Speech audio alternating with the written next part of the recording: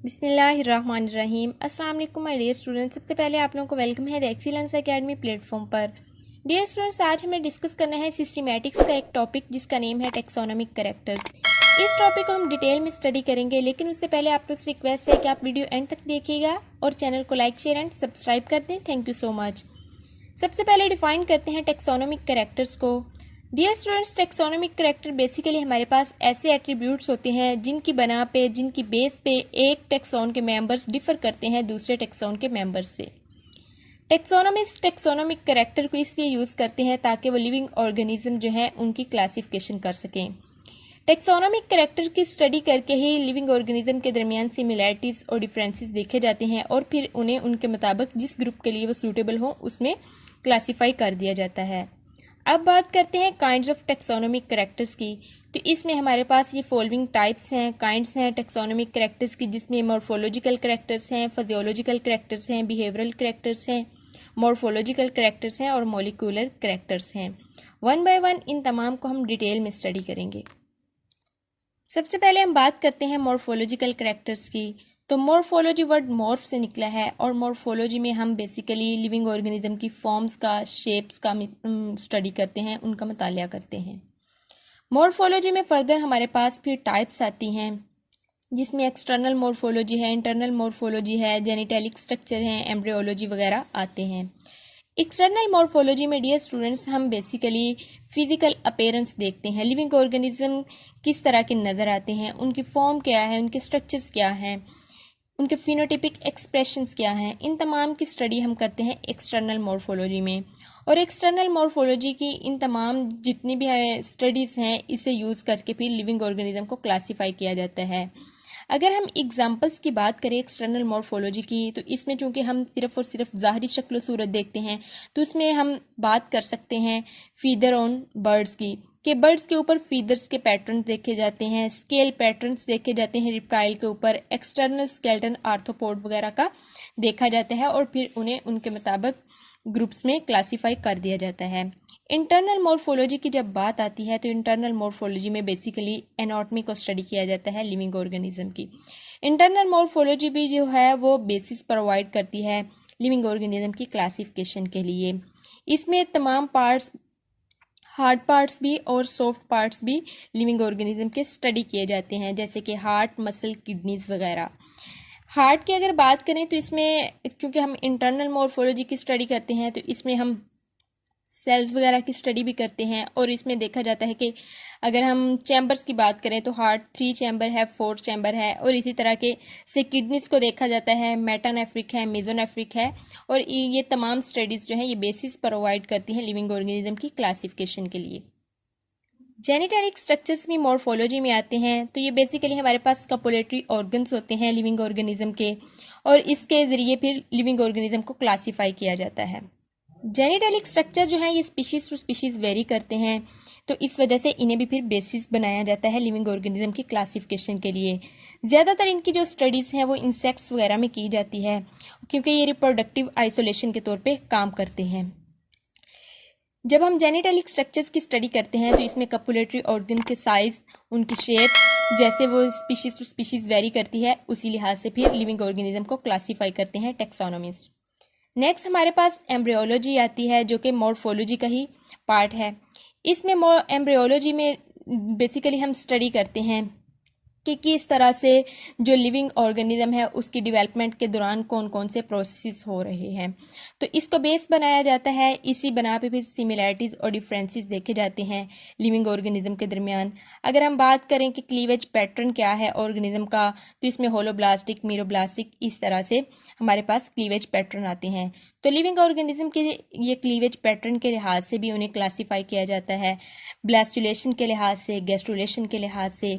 और फिर अगर हम एग्जाम्पल की हम बात करें तो वाइट आई जो है, वाइट आई फ्लाइज जो हैं इन्हें प्यूपा की बेस पे अलग अलग किया गया है, इनकी जो डिफ्रेंशिएशन की गई है। और इसी तरह हमारे पास एनोफिलेज जो है उन्हें एग स्ट्रक्चर के लिहाज से उनकी क्लासिफिकेशन की है। तो एम्ब्रियोलॉजी में ये तमाम प्रोसेसेस को टेक्सोनोमिस्ट स्टडी करते हैं। और फिर मॉर्फोलॉजी में हमारे पास karyology and other cytological differences भी स्टडी किए जाते हैं। कैरियोलॉजी बेसिकली हमारे पास क्रोमोसोम्स की स्टडी होती है। इसमें लिविंग ऑर्गेनिज्म के क्रोमोसोम्स की साइज, शेप और स्ट्रक्चर वगैरह का मुताला किया जाता है, स्टडी की जाती है इन तमाम की, और फिर इन्हें बेसिस बनाया जाता है लिविंग ऑर्गेनिज्म को क्लासीफाई करने के लिए। क्योंकि जो क्रोमोसोम का नंबर है, साइज है, शेप है, ये भी जिस तरह से हमने कपुलेटरी ऑर्गन्स की बात की, ये भी स्पीशीज टू स्पीशीज वेरी करते हैं। और फिर जिन ऑर्गेनिज्म के ये सिमिलर होते हैं तो उन्हें फिर सिमिलर ग्रुप्स के अंदर ही रखा जाता है। तो इसमें ये कैरियोलॉजी में ये तमाम स्टडीज़ करके जो टेक्सोनोमिस्ट हैं वो क्लासीफाई कर देते हैं लिविंग ऑर्गेनिज्म को। जब टेक्सोनोमी स्टडी करते हैं कैरियोलॉजी की, क्रोमोसोम्स की, तो ये फिर हमें फाइलोजेनेटिक रिलेशनशिप्स के भी बारे में भी बताती है कि लिविंग ऑर्गेनिज्म के आपस में क्या क्या रिलेशनशिप हैं। तो इससे फिर सिमिलरिटीज़ और डिफरेंसेस पता चल जाते हैं।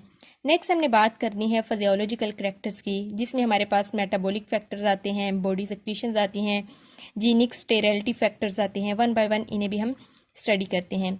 डियर स्टूडेंट्स, जब हम फिजियोलॉजिकल करैक्टर्स की बात करते हैं तो इसमें बेसिकली हम लिविंग ऑर्गेनिज्म के स्ट्रक्चर और फंक्शंस को देखते हैं कि कौन सा स्ट्रक्चर क्या परफॉर्म कर रहा है फंक्शन। तो इस लिहाज से फिर ऑर्गेनिज्म को क्लासीफाई किया जाता है। फिजियोलॉजिकल करैक्टर स्टडी करते वक्त डिफरेंट फैक्टर्स की स्टडी की जाती है, जैसे कि किस तरह से जो लिविंग ऑर्गेनिज्म है वो टेम्परेचर को टॉलरेट कर रहा है, किस तरह से सैलिनिटी को टॉलरेट कर रहा है। इस तरह ये तमाम स्टडीज़ जो हैं ये बेस बनाती हैं हमारे पास लिविंग ऑर्गेनिज्म की क्लासिफिकेशन के लिए। अब हम बात करते हैं मेटाबॉलिक फैक्टर्स की कि ये किस तरह से अपना रोल परफॉर्म करते हैं लिविंग ऑर्गेनिज्म की क्लासिफिकेशन के लिए। जब हम मेटाबॉलिक फैक्टर्स की बात करते हैं तो लिविंग ऑर्गेनिज्म के अंदर जितने भी रिएक्शंस हो रहे होते हैं, केमिकल रिएक्शन, उन्हें हम कलेक्टिवली मेटाबॉलिज्म कहते हैं। और मेटाबॉलिज्म के लिए जो रिक्वायरमेंट्स होती हैं वो मेटाबॉलिक रिक्वायरमेंट्स कहलाती हैं।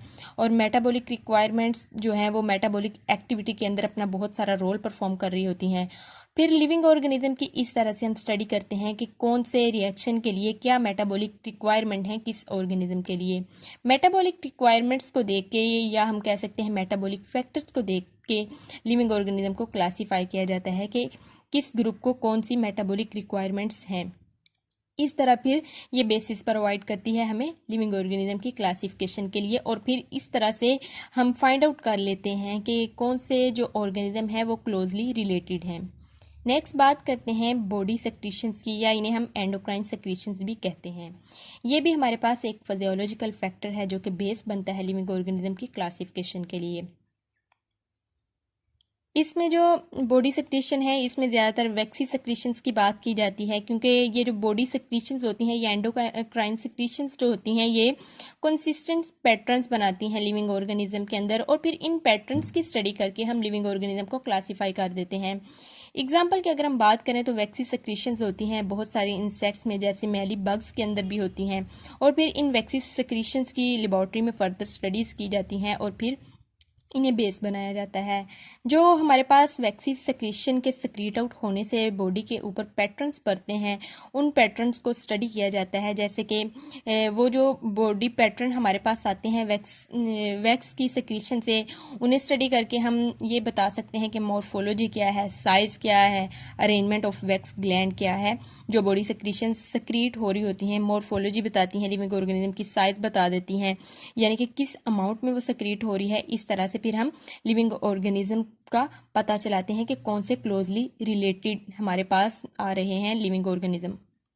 जीनिक स्टेरिलिटी फैक्टर या जेनेटिक फैक्टर्स भी इन्हें बोला जाता है। तो ये भी हमारे पास फिजियोलॉजिकल फैक्टर्स हैं जिनकी बना पे लिविंग ऑर्गेनिज्म को क्लासीफाई किया जाता है।